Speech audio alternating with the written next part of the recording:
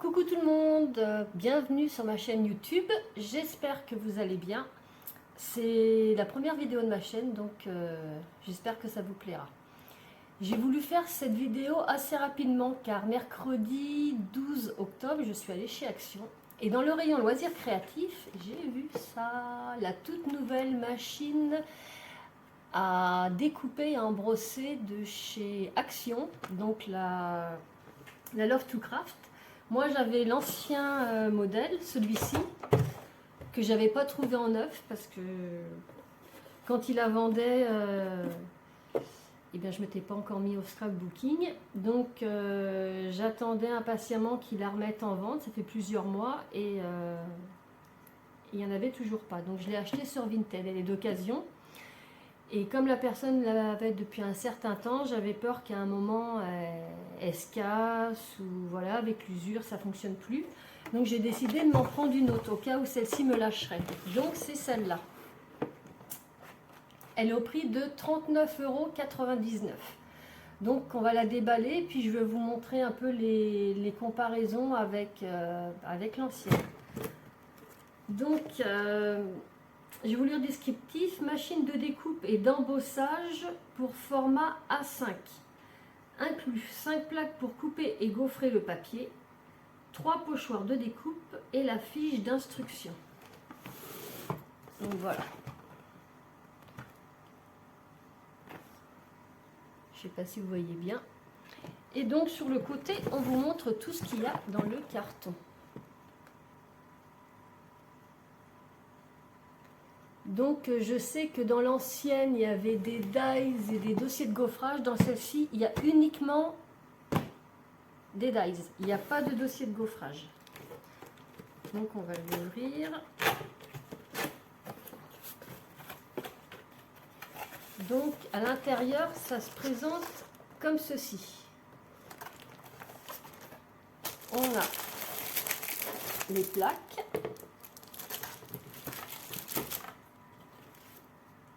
La notice, le dies, et on va retirer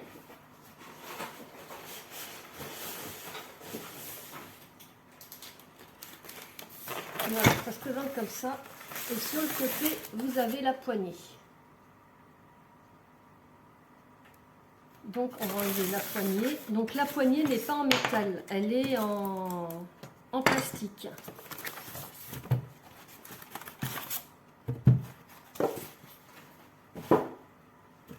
Donc il y a la petite encoche là pour mettre ici. Et après il y a juste à visser. Moi je ne vais pas la visser parce que je la garde vraiment au cas où l'autre lâche. Donc pour l'instant je vais la laisser emballer. Donc elle se déplie comme ça. Voilà. En dessous vous avez un petit coussin antidérapant. Voilà. Et donc les plaques sont plus grandes, pas sur la largeur. Je me suis fait une petite note, mais sur la longueur. Sur la longueur, les anciennes faisaient 19,5, celles-ci font 22. Donc vous voyez à l'intérieur, vous avez, que je vous montre bien, la plaque A.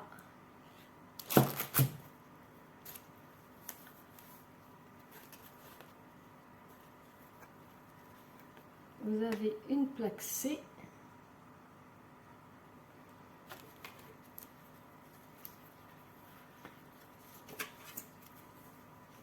Une autre plaque C.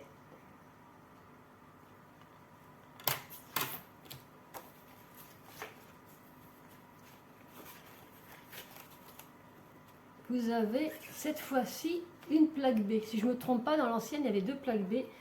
Et là, vous avez un assistant sheet.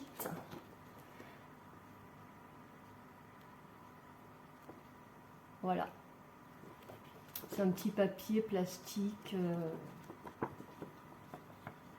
Tout fin, tout fin, tout fin.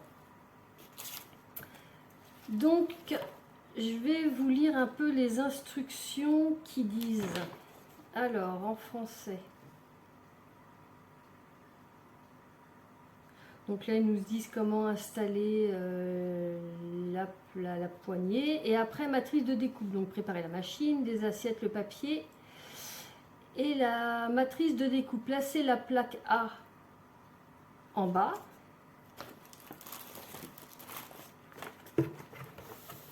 Hop, je vais pousser un peu ça. On va la mettre là pour l'instant.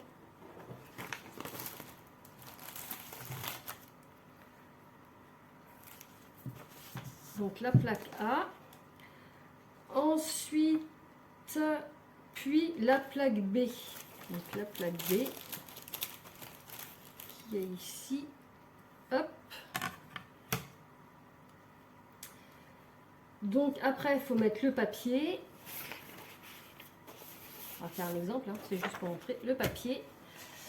Ensuite, ils disent de placer la matrice de découpe côté tranchant. Donc là, c'est vraiment juste pour vous montrer vite fait. Hein.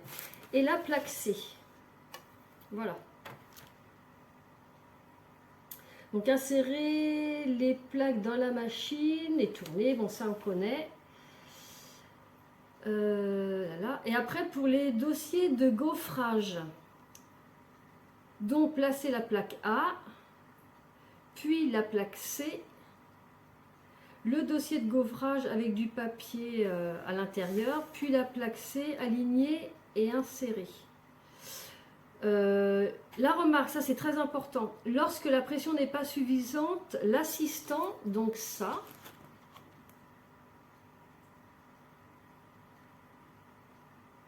alors attendez, j'ai perdu ma ligne. L'assistant peut être ajouté directement après la plaque A, donc c'est-à-dire que vous pouvez le mettre directement ici, si jamais ça coupe pas, voilà.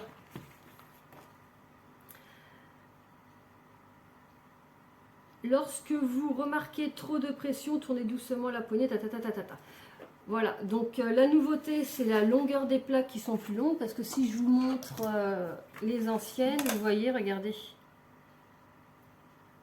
Ah si, elles sont plus larges et plus longues. Regardez la différence.